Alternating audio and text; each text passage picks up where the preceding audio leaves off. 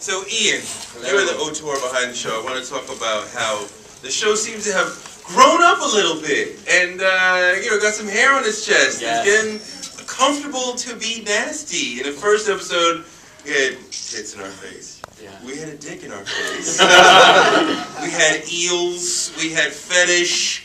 We had weed, which might have been laced with some crack or something. And we had a trip to Japan, which I love that you started a new season in Japan because everybody who's really cool knows that it's going on in Japan. So it makes sense that these guys would go to Japan to see what's good. But just talk about the evolution of the show from season 1 to season 2 when, you got him getting smacked in the face and all this sort of stuff. So talk about putting hair on the chest of the show.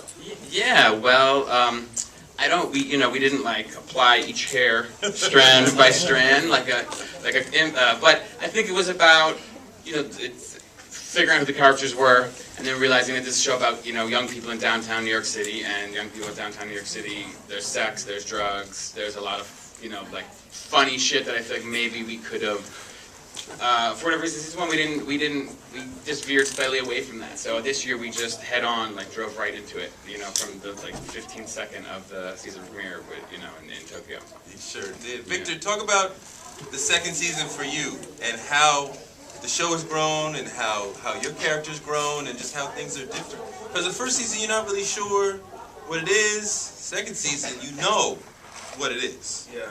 Hello. Season 2! I think second season, what was great about it is that I think we, as actors, and then Ian as the writer, I think we were so much more confident, because I think second season we know who we are. I knew who Cam was.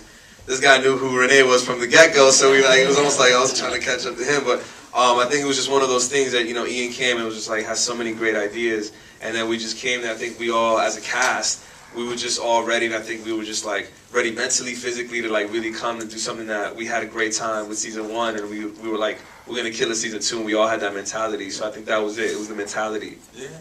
Luis, you're a legendary, incredible actor.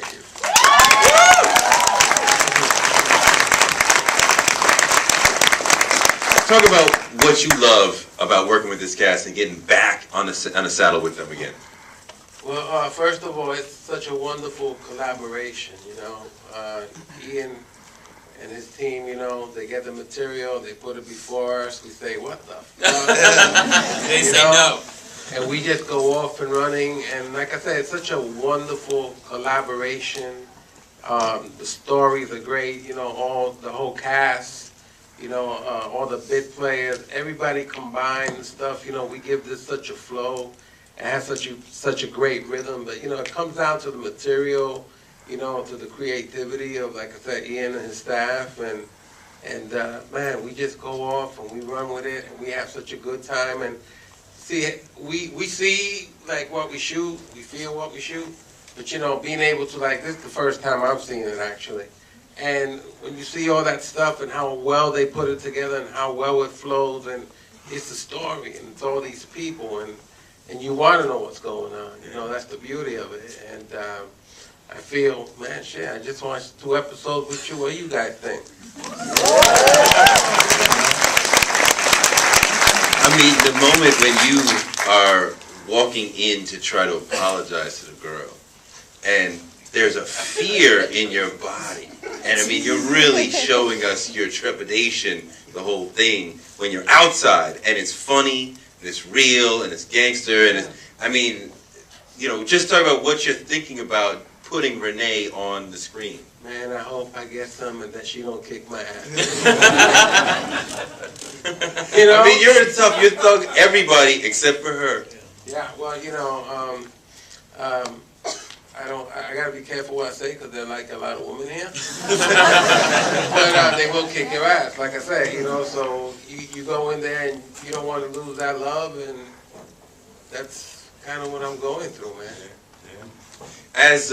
As Cam, talk to me about the Neanderthals, and they are incredible villains, right? And they are just stealing your girl right from under you and stealing your opportunities, and they're horrible, and they think they're horrible, and they're still killing you. But it's such a real thing downtown. You could be, whack, drugged out.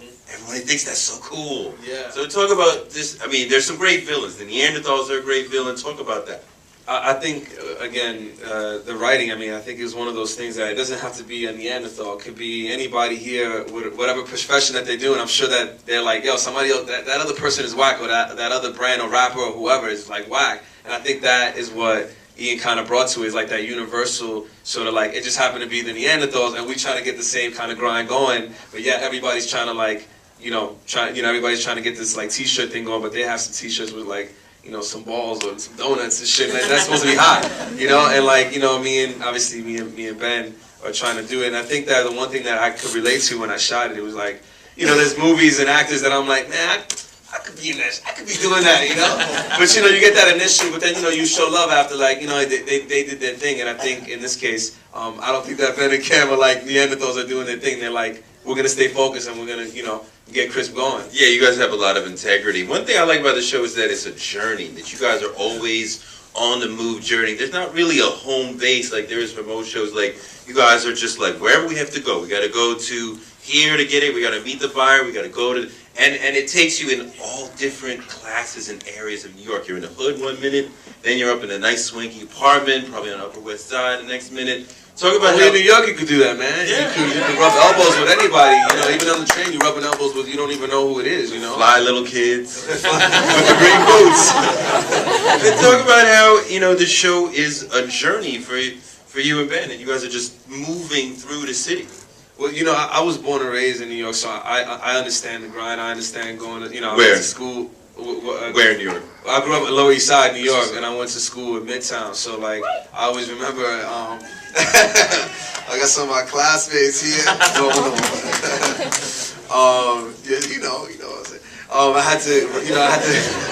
I had to rub rubbing elbows with people on the bus and the train, and like, you never know who it is. That could be the next opportunity. That could be your next villain. That could be an undercover. Like, you never know in New York. It's like, but at the end of the day, everybody's doing their thing and on the grind. And that was one thing when I did it. Like, I understood it. So it wasn't like something that when I got this part, I was like, oh, I got to go to New York and like really study, what it is to be a New Yorker because I was born and raised here.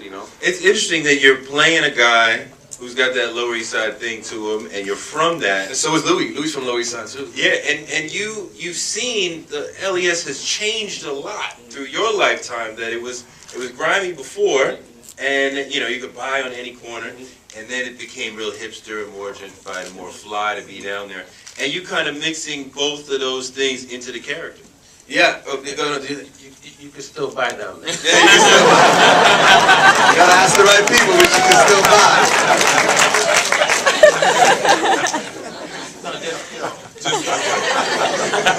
I don't know nothing about that. But what was your question? Take the mic.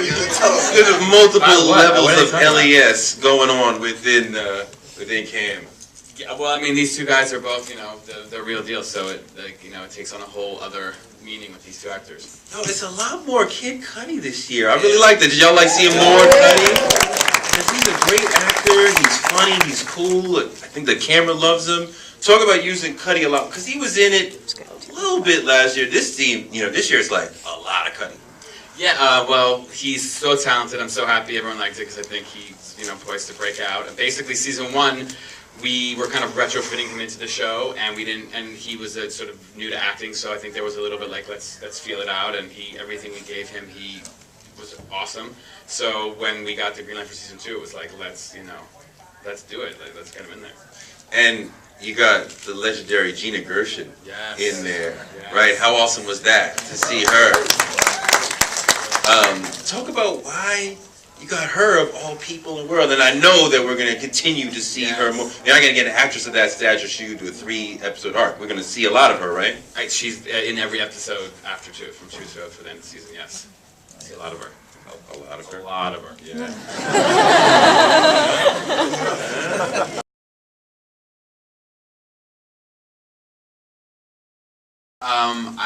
I would throw that question back to you. I mean, would you want to see them make it? I mean, would you want to see them sort of super. Yeah, I mean, obviously, I mean, that's what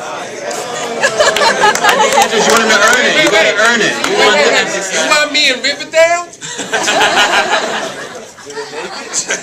I mean, we're watching them strive, and as long as they're striving, we're rooting for them. When they make it and they get the castle in Jersey, then it's gonna be like, okay, well, you know, But that's, like, that's part of the show though, because it's never really like a make it. You know, it's like always a journey. You know what I mean? Yeah. And it's just different parts of the journey. So I think you can run with this for as long as It's the hustle, baby. There's you know, you win some, you lose some, and you can just go with it. Man. So, yeah, hell yeah. Hustle.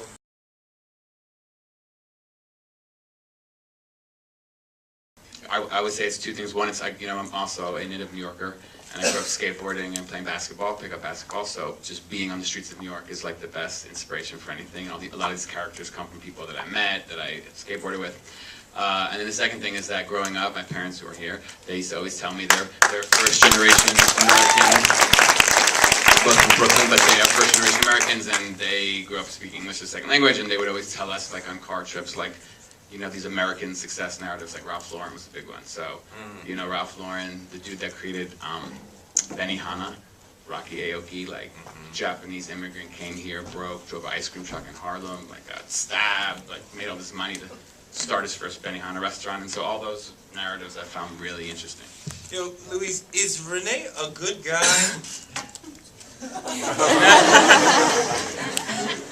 Is there like a second part to that?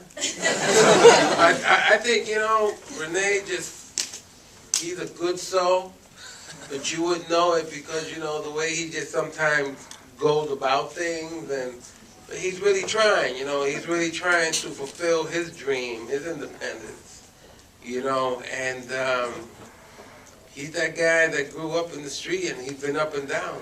He's trying to stay more up now than down, but we'll see. And Victor, why does Cam believe in Ben? Because your destinies are linked.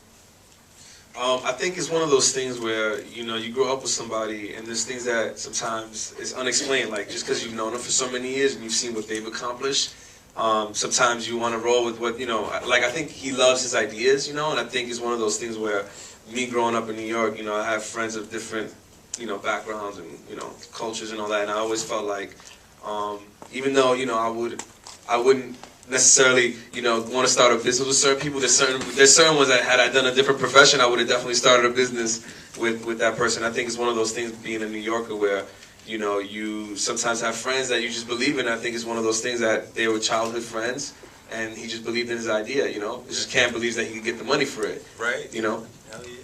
Yo, how cool was it shooting in Japan? I mean, you guys were in Tokyo, right? I want to thank our producer Joe Zolfo, who's here. Joe, you want to stand? Joe! Big Joe!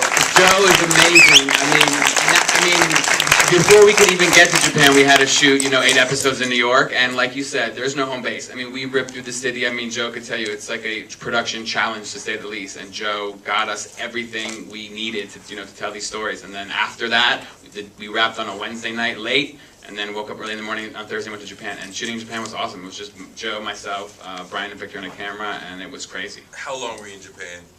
For shooting? Not 3 days. 3 days? 2 shoot days and a travel day on each side. Yeah. Anything wild happened when the cameras weren't rolling? I can't. Joe, you want to talk about that?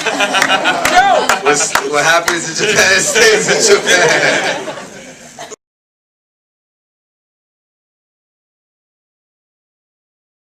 Yo, well, my girlfriend, man. Yeah. Yo, what's up? Yeah, she's Dominican. What's Fall up? back. Fall back. I know you. Oh, then she has. Oh, And I mean like characters like the Lakeville characters like. Oh, I'm gonna tell her what you said. Now hold on. I got the okay. Yeah, I just want to let you know that his girlfriend has a daughter, so she comes. She's a teenager. She comes into the show later. Bro, I got the okay. I got the okay. I don't want people So to know fall my back. business I don't know. But I mean, you know, she points out that it is a multi-class show. Sex and the City did not do that. They lived in a rarefied universe that never hit the street. And you guys are up and down. You're in the hood, and then you're in a nice apartment. And I think New Yorkers appreciate that because that's a real experience of New York. That you might be in a fly situation and then you might be really having fun. So New Yorkers. I'd say for me, it was awesome to watch it with all of you because it is like most television shows. It's just like it's about rich people. It's about people in the hood, and here is like a show that like you're all over New York, and I could like watch everyone here when we cut from one scene in like a $10 million brownstone to a scene where Rene's beating up Wilfredo. Abuela's kitchen. Yeah, and somehow it's working. We all know that HBO has an incredible track record of putting incredible original programs on TV. I'm sure everybody, one of their favorite shows is an HBO show. So when HBO says, okay, you're going to have your time Sunday nights, that's a legendary period, it's like center field for a Yankees. So is there an extra pressure that you're doing this for HBO when you could have done it under the radar for somebody smaller, nobody's expecting you to come out of AMC or whatever? You're on a superstar team at HBO. Right, okay, because you're looking at me like, please, Louis? All right. Like I said, I guess we go in not even thinking about that. We go in and we say, man, we got this beautiful material. Let's give it a life. Let's have fun. Let's shoot this. Let's just do what we do. Because in the final analysis, cliche, we got a good thing. We got a good product. We got something that's entertaining. I mean, you guys saw just the first 2 episodes. I've been in this business a long time. And I know that when something feels good, it feels good and you feel it, Sometimes you feel something, it's like, oh, it's cool, but I got so behind Ian and Vic and the rest of our cast and crew, and you just feel, wow, we got something really special because, again, it shows the whole fabric of what is New York, from a business standpoint to just surviving, to just walking the street, to crossing the street, whatever it is, and Ian, with his like creativity and his mind and his life and his experience, he's brought that to us to play with. So, like I said, it's something I'm really proud of. I'm really proud of Ian and my cast and my crew. I'm proud of New York City because, they're a whole part of it too. And we just go out to the world and we entertain and we just show we love it and we live it. So That's what's up.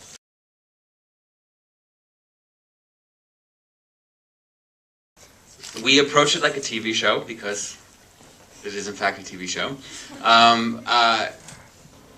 I'm sorry, like the show. It's pretty joke and speak to the production of it, but we write the scripts, and we were fortunate with the schedule, but at the same time, the show has been off the air for a long time, so we were fortunate to go into it with 8 scripts more or less written. 8 was not done, and then obviously we're constantly rewriting on set, and hearing things, and obviously I'm so collaborative with these guys, and I would say it is a sort of straightforward television. What's the page count? I'm curious to know. Ooh, she gets specific. Wow. What's the page count? I didn't even know that. About 35 pages for a script, more or less. Talk about how, this season's a lot different than the first season because as we were talking in the seats, it's a lot leaner and meaner and quicker. The scenes are shorter. We get the information and we get out. We go somewhere else. And I really like that pace and that, no scene really lingers so long. I'm like, okay, I got it already, like bing, bing, bing. So talk about making it faster, right? That's real, right? That is real. That's also, yeah. I think especially doing a show for HBO, you can just assume the audience is smart. You don't have to have a lot of exposition. People will get things. You can drop in on stories halfway, on their feet. And I think it's, people, and those are the shows I like to watch. So we don't need to be like, and then we need to do this because then we're going to go here. So and I think also we tried to make more things happen in season 2. So in the episodes, it should feel like more is happening because more, if you look at the first 2 episodes, there's a lot of stuff going on. Yeah, no, there's a lot of characters moving around and doing stuff. How did you pitch the idea to HBO? Good question. How'd you get into it?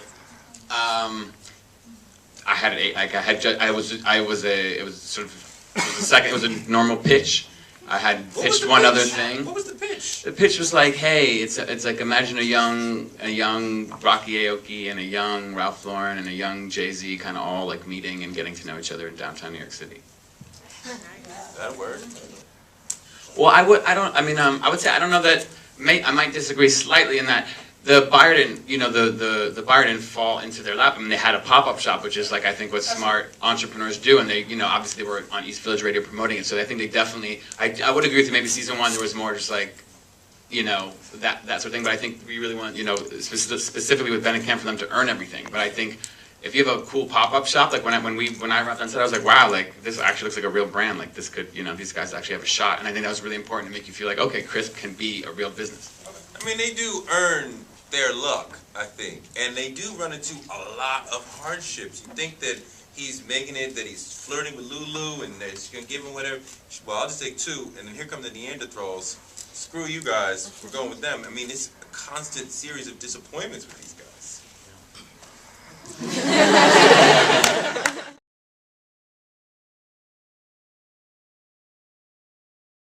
I think, well, fashion and the energy drink are the sort of the hustles we deal with in the show. But as of now, no music or acting, but who knows?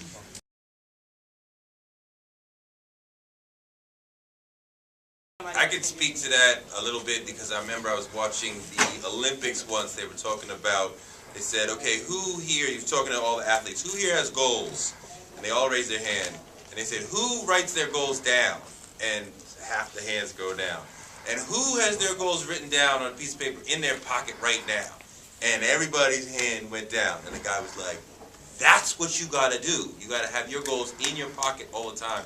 And I have goals for myself that are different things around writing, around marriage, around different things, how to be nice to people. And, it's written down, it's in my bag, and I try to look at it every day and just remember this is what I'm aiming for. I agree with you. Yeah, I agree.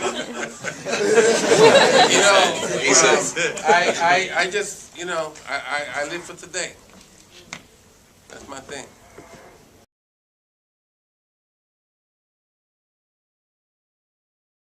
When I get the script, right away he gets sticky, like, what happened to me? No, just kidding. We talk about everything. We talk about all that stuff, for sure. I mean, he was in Boogie Nights. He's not going to be complaining about a sex scene. More sex Well, scene. the beautiful thing is we really do collaborate. We sit down, we read the script, we throw ideas back and forth, and sometimes we go through the clarification phase of it. Clarifying, okay, why we're going here, but it's a real collaboration, and that's the beauty of the show. It's not like, no, you just do it. No, it's like, okay, let's see what we can work out, try this, try that, and it's a whole mutual thing that goes on. That's the beauty of the show. Y'all might have noticed Stefan in the last scene greeting Gina Gershon. Sorry, what's up, man? Got a question. Hi, guys. So what is it like, the relationship between the writer and the director on a show like this?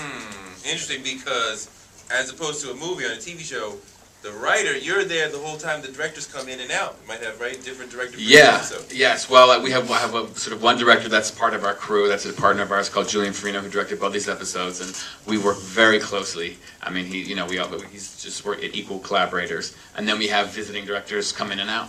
Yeah. But as far as with the director, I mean, we're very lucky to have Julian because he gives it a life beyond the pages and everything.